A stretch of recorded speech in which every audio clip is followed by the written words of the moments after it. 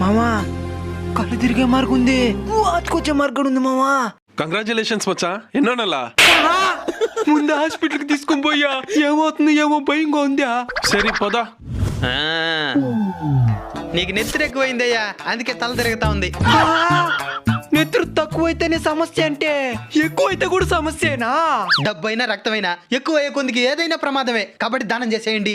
నేను ఎంతో కష్టపడి తిని పెంచుకున్న రక్తం ఇది, నేను ఎంతగా దానం చేయాలి? పదమా ఇంటికి పదమా.